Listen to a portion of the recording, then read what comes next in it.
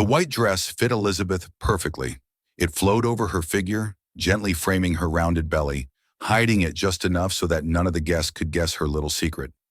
In the mirror before her, she saw not just a happy bride, but a woman who had finally found her place in life.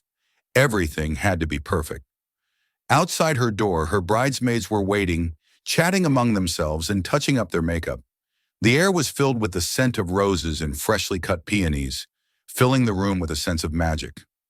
Elizabeth took a deep breath to calm her racing heart.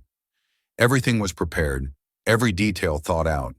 Today she was to marry the man she loved with all her heart, Jason Moore. In the church, all their friends and relatives had gathered. The chandeliers cast a soft light, filling the space with a golden glow. Around her, she could hear hushed conversations and soft laughter, anticipation hanging in the air. This was the moment every girl dreams of, the day when her life was supposed to change forever. But would it change the way she dreamed? Elizabeth stepped towards the altar to the melody of the organ, her hand trembling on the crook of her father's arm. Her father, gray-haired, with kind eyes, proudly smiled, but his gaze was slightly worried. He felt her tension but asked no questions. Her gaze immediately found Jason. He stood at the altar, tall, confident, elegant in his dark blue tuxedo. His eyes shone when he saw her, but she noticed something else, a barely perceptible hint of tension, something fleeting, like a shadow that flashed across his face. But she pushed those thoughts away. It's her nervousness, she told herself. Everything is fine. Everything is going according to plan. The priest began the ceremony, his voice filling the hall with calm solemnity. The guests froze. All attention was focused on the couple. Elizabeth felt her heart pounding in her chest. Faster, a little faster than it should. But when the priest asked that very question, if anyone knows of any reason why this marriage should not take place, speak now or forever hold your peace. There was a pause in the air. For a moment, nothing happened. And then Elizabeth heard a sound that made her blood run cold. A rustle of fabric, movement, and then a voice. I do. Loud, confident. A woman in the first row stood up. Margaret Moore, Elizabeth's mother-in-law. The hall froze. 250 people turned their heads, their gazes fixed on the scene before them. Dead silence. Margaret took a step forward. Her cream-colored dress fit her perfectly. Her impeccably styled hair didn't even move as she spoke. This marriage should not take place. Her voice was calm, but there was a cruel determination in it. Because my son is not the father of her child. Elizabeth heard her own breath. She felt Jason tense beside her. She felt 250 people stop breathing in anticipation of the next blow. The world was crumbling, but this was only the beginning. Everything collapsed in a second. Elizabeth stood before the altar, unable to move. The world seemed to slow down, and her breath caught in her throat. Margaret's words continued to ring in her ears, tearing her consciousness apart. My son is not the father of her child. The silence that hung in the hall was deafening. Every guest, every gaze seemed to burn through her. People slowly turned around, their faces frozen in shock and disbelief. Someone gasped. Someone nervously whispered. But worst of all was Jason. He stood beside her, still holding her hand, but his fingers had loosened. His face had paled. His lips were tightly pressed together, and in his eyes something terrible was slowly burning. Not anger, no, but something much worse. Doubt. What did you say? His voice was low, almost unrecognizable. Margaret stepped closer, straightening her back. She looked as if she had just played a flawless game of chess. I said the truth. Her voice sounded calm without hesitation. I have proof. She reached for a small envelope she was holding in her hand and handed it to Jason. Elizabeth wanted to stop him. Scream. Tear that envelope to shreds before it was too late. But she couldn't move. Jason's eyes were glued to the paper. His fingers tore the edge of the envelope, and he pulled out several pages. Time stood still as he read, and then he looked up, looked straight at her. Is this true? His voice was hoarse, barely restrained. Number, no! Elizabeth wanted to scream, but her throat was dry. She opened her mouth, but instead of words, only a trembling breath escaped. Margaret continued, "These documents prove that the conception occurred at a time when you were on a business trip in New York, and my son was in London at that time. Jason, dear." Her voice became softer, more gentle, almost soothing. "She has been deceiving you all this time." Elizabeth felt her legs weaken. "It's a lie." Her voice broke. "Jason, please listen to me." But he wasn't listening. He took a step back, freed his hand from her fingers. His eyes darted between her and the papers, between what he knew and what he had just read. "Tell me it's not true." His voice was quieter, almost broken. "Tell me these documents are fake." She tried to speak, tried to explain, but before her eyes flashed faces, accusing glances. The whispering of the guests grew louder, turning into a murmur. She wanted to say that she had never cheated on him, that these papers were a forgery, that Margaret had always hated her. But her voice was too weak, and Jason had already made his decision. He clenched his jaw and something broke in his gaze. "I can't take this." And then he turned around and left. The whole world collapsed. The bridesmaids froze, not knowing what to do. Her father took a step towards her, but it was already too late. Tears burned her eyes as she looked at Margaret. You planned all this." Her voice trembled, but there was no fear in it. Now there was anger. Margaret just looked at her with that same triumph in her eyes. "I'm just protecting my son." And then, as if that wasn't enough, she leaned closer and whispered, "You were never worthy of him, Elizabeth." That was the last straw. Her heart shattered into pieces. She tore the ring off her finger, threw it on the ground, and without looking at anyone else, turned around and walked towards the exit. Tears streamed down her cheeks, her dress trailing behind her on the floor. Through the noise in her ears, she could only hear one thing, the sound of her shattered dream. But she didn't know yet that this day would not be the end, but the beginning of her new life, and that the truth, the real truth, was only just beginning to come out. Rain lashed against the windshield, washing away the dust of the city, just as her tears washed away the remnants of illusions. Elizabeth didn't remember how she got to the car. In her head, only one sound pulsed, the echo of voices spreading through the church. "My son is not the father of her child." She gripped the steering wheel, her fingers white with tension. The world around her seemed blurry. Traffic lights changed colors. People crossed streets. But all of that was so far away, so unimportant. "Is this true? You were never worthy of him." A dull ache squeezed her chest. "Damn it," escaped her lips. Her breath caught, tears burning her cheeks. She abruptly turned onto the shoulder and turned off the engine. Silence. Hollow, painful. Her heart pounded, echoing in her ears. She closed her eyes, clutching her hands to her belly. "It's okay, baby," she whispered. "It's okay." But it was a lie. Nothing was okay. She was alone. The apartment was dark. When Elizabeth finally got home, her strength left her. The dress, which just a few hours ago symbolized the happiest moment in her life, now seemed like shackles. It was soaked with moisture, dirt, and there were traces of dust from the road at the bottom. Her hands trembled as she tried to unfasten the clasp on her back, but it got stuck. "Damn it," she quietly groaned, tearing it off. The fabric ripped, but she didn't care. She pulled off the dress and threw it on the floor. And only then did she realize that she couldn't hold back anymore. Her body shook with sobs. She fell to her knees in the middle of the living room, curled up. She knew this would happen. She knew Margaret wouldn't stop until she destroyed everything. But why did it hurt so much? Why did it hurt so much? The phone rang. Elizabeth froze. She wanted to ignore the call, but something inside made her reach for the phone. The screen showed a name, Claire. She blinked. 1 second, 2, and then she pressed the answer button. "Liz!" Her sister's voice was concerned but warm, like a lifebuoy thrown into the sea. "Yes." Her voice was weak, broken.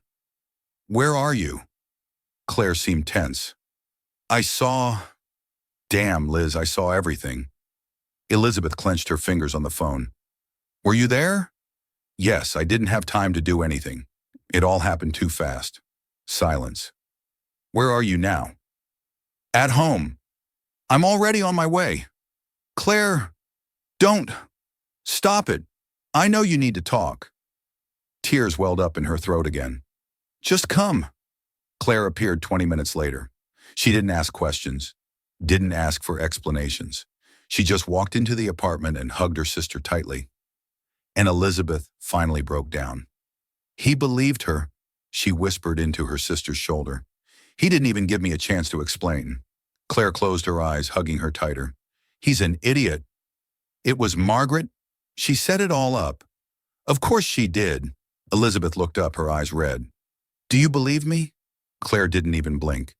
You're my sister. Of course I believe you. Those words, so simple but so important, warmed Elizabeth more than any blanket or hot tea. They sat in the kitchen when Claire spoke again. What are you going to do? Elizabeth looked into her cup. It was all too raw, too painful. I don't know. Claire covered her hand with hers. Then start with something simple. Leave here. Elizabeth blinked. What? Leave this city. Leave this life. You have a child, Liz. You can't let Margaret control you anymore. Her heart beat faster. But I have nothing. No job, no money, no... You have me, Claire interrupted, and you have a chance to start over. The words struck something deep inside. She had never thought about it. She had always tried to fight, to prove, to hold on to the illusion of love. But what if this was her only way out? Claire smiled, seeing the change in her gaze. Pack your things. We're leaving tomorrow. That night, Elizabeth didn't sleep. She looked at the ceiling, feeling for the first time in a long time a glimmer of hope in her chest. She had lost everything. But maybe this wasn't the end. Maybe this was the beginning of something bigger. Tomorrow she would leave. Tomorrow she would leave everything behind. And maybe tomorrow she would start living again. Elizabeth woke up early. The chilly morning light filtered through the curtains, casting the room in shades of gray. It seemed the city was still asleep, but inside her, a storm raged. Today, everything would change. She didn't know where her path would lead, but one thing was clear. She couldn't stay here anymore. Next to her, Claire breathed softly. Her sister had fallen asleep right on the couch, curled up in a blanket. Elizabeth didn't remember when they had fallen asleep. After long conversations, plans, fears, and memories, the night had blended into one continuous dark stream. She carefully got up and went to the mirror.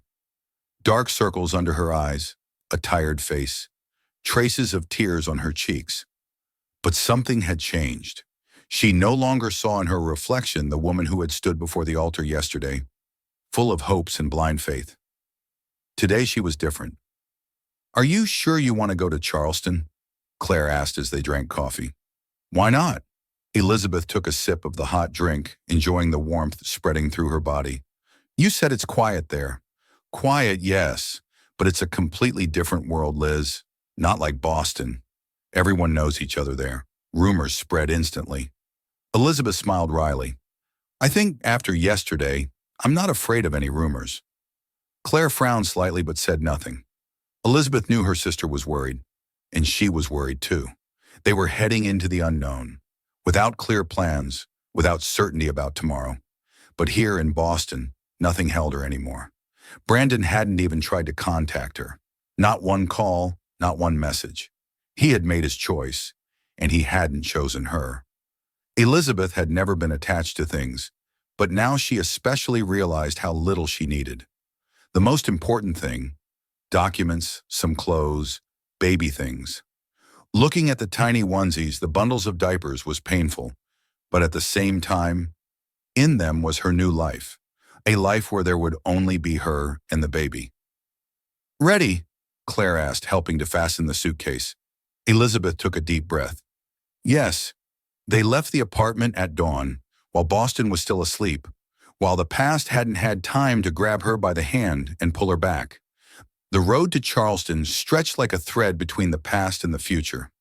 Claire drove the car, and Elizabeth remained silent, looking out the window. The landscape changed. Glass skyscrapers and bustling streets gave way to wide roads, Sparse houses, forests. With each mile, her breathing became easier. "What will you do when we get there?" Claire broke the silence. "I don't know," Elizabeth honestly replied. "I'll find a job, rent a place, start from scratch. You can stay with me until you get back on your feet." Elizabeth gratefully smiled. "Thank you," Claire shrugged, continuing to look at the road. Family. That word stirred something inside. Family. Not the one she had so desperately tried to become with Brandon, but the one that was truly by her side. By the time they drove into Charleston, the sun was already setting. The city greeted them with the warm light of street lamps, narrow streets with colonial-style houses. "Well," Claire smiled, nodding towards a small one-story house. "Welcome to your new home." Elizabeth got out of the car, looked around. The air was different, warm, calm. She took a deep breath, and at that moment she realized this was not just an escape. This was a new start, and maybe her only chance to find the life she deserved. Claire's house was small but cozy. Elizabeth immediately felt safe here. Unlike her former home, where every wall was filled with memories, this house was a clean slate. She walked through the living room, looking at the soft couch, bookshelves, photos of her sister on the walls. "It's a bit cramped here, but I'll try to make some space for you," Claire said, putting the suitcases by the entrance. "No need," Elizabeth quietly replied. "I don't need much space." In fact, for the first time in a long time, she felt that the space around her wasn't oppressive. There was no shadow of Brandon here, no feeling of emptiness.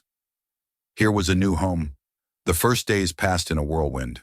Elizabeth tried not to think about the past, keeping herself busy with household chores. With Claire, they divided the responsibilities. She helped around the house, and her sister worked. "You need to rest, Liz," Claire said, seeing her cleaning from morning till night. "Just try to stop." But stopping was scary. As long as her hands were busy, her thoughts were silent. But as soon as she sat down, froze for even a minute, her head was filled with questions. Why hadn't Brandon called? How could he just erase her from his life? Was everything a lie? Every time these thoughts crept in, she found a new task. Looked for a job, cooked dinners, read books on baby care. But the past caught up with her. It came 3 days later. Elizabeth was sitting on the porch when her phone vibrated in her pocket. Unknown number. For a second, her heart skipped a beat. She knew she shouldn't hope, but still. "Hello? Elizabeth." Brandon's voice. She closed her eyes. Just hearing him, she was back in that day, before the altar. "You're calling after 3 days. I didn't know what to say. Didn't know what was true and what was a lie.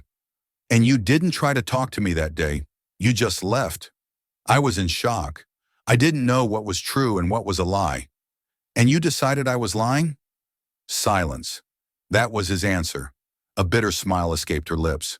"I don't owe you any explanations anymore, Brandon. Don't call me again." She hung up before her hands started shaking. Tears welled up in her eyes, but she quickly wiped them away. She wouldn't give him that. Not again. The next day, Elizabeth went to the city center. Claire had given her a few contacts where her skills might be useful. Before, she had worked in an advertising agency, but now she didn't care what job she found. The main thing was to start over.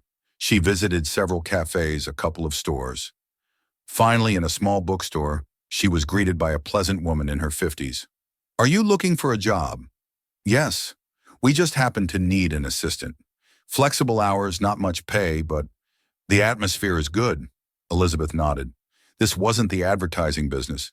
But did it matter now? "I agree, the job would start tomorrow." It was a small step, but it meant everything.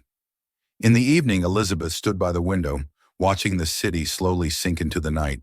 Her hands rested on her belly. "We'll make it," she whispered. "I promise." Before, she thought she couldn't live without Brandon. Now she knew she could. There would still be difficulties. But this was a beginning, and she was no longer alone. Every new day began with hope, and every evening brought fatigue. Elizabeth was getting used to her new life. Working in the bookstore turned out to be unexpectedly pleasant. The smell of paper, leisurely conversations with customers, the feeling that no one here knew her. Here, no one looked at her with pity. Here, she wasn't seen as the jilted bride, embroiled in scandal. This was a safe place, but the past wasn't ready to let go so easily. That day, Elizabeth left a cafe with a cup of hot tea when she froze in her tracks. On the other side of the street stood Brandon, alone, without friends, without his mother, just standing there, looking at her. Her heart raced. She didn't want to talk to him, but she couldn't make herself leave. He crossed the street and stopped a few steps away. "Can I have a minute?" His voice was hoarse. She said nothing. Silent. He swallowed and continued. "I shouldn't have just left that day. I realize that. I was a fool." Her lips trembled. "You didn't even give me a chance to explain." "I know." "So why are you here, Brandon?"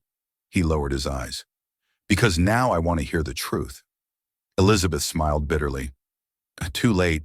She turned around and walked away, leaving him standing alone. And only when she got home did she feel the trembling and anger. Why had he appeared now? "I saw him." Claire turned to her from the kitchen, a teapot in her hands. "Brandon." "Yes. He wants to hear the truth." Her sister frowned. "And what did you say?" "That it's too late." Claire sat down across from her, silent. Elizabeth looked at her hands clenched in her lap. "Do you think I should have talked to him?" "No," Claire sighed. "But maybe you should say everything you've been holding back. Otherwise, you'll keep carrying this burden." Elizabeth clenched her fists. "I don't want him to hurt me again. So don't let him. But maybe you should have this conversation for yourself, not for him."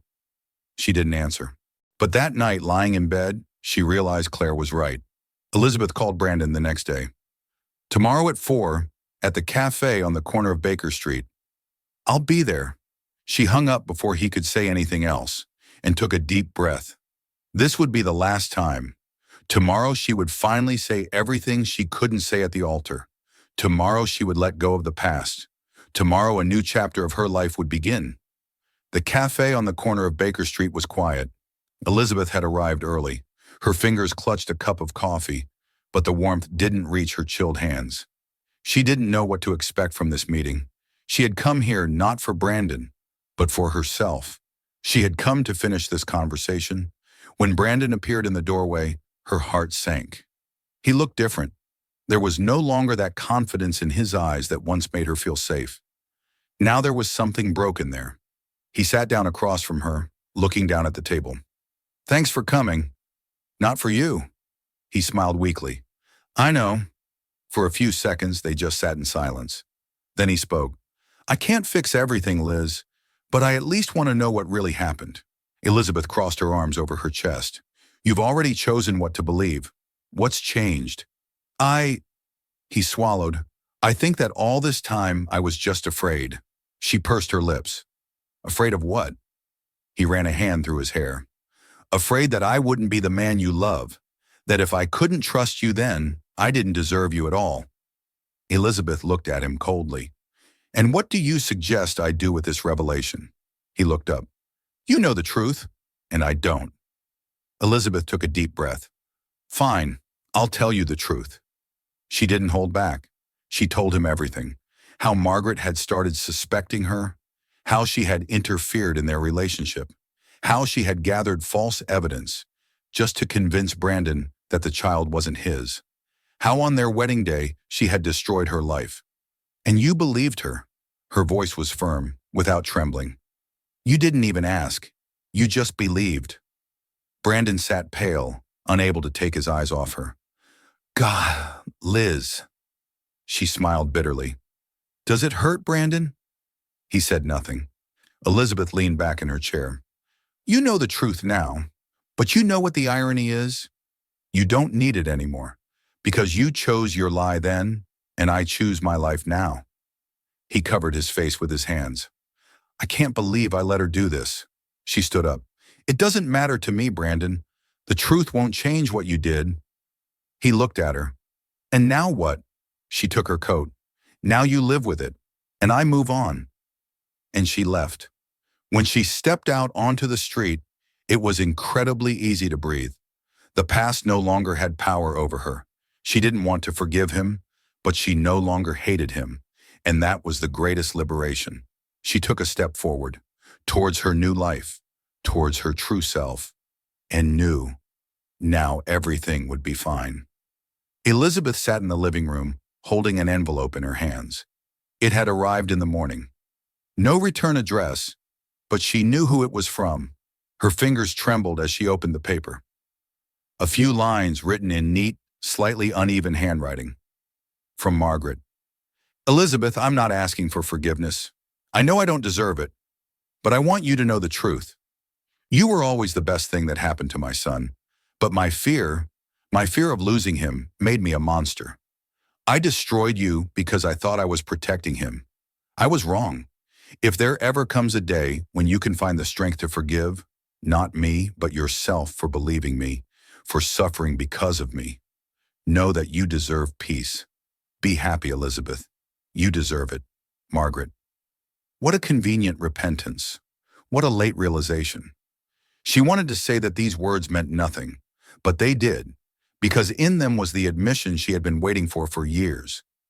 She looked at the letter for a long time, then stood up. She went to the fireplace and threw the sheet into the fire. The letters slowly curled, blackened, until they disappeared completely. There would be no forgiveness. But now finally there was liberation. She no longer carried this burden. This was not her fault, and now she could truly live. Elizabeth looked ahead, without regrets, without the past, just her and her new life. Warm breeze seeped through the open windows, filling the room with the scent of spring lilacs. Elizabeth sat by the window, holding a cup of tea in her hands. For the first time in a long time, there was no heaviness in her chest. Margaret was dead. She had found out about it 3 days ago. The call from the hospital was short, dry. Her heart couldn't take it, despite all the operations. Elizabeth didn't know what she should feel. Relief, emptiness, sadness. She felt only silence.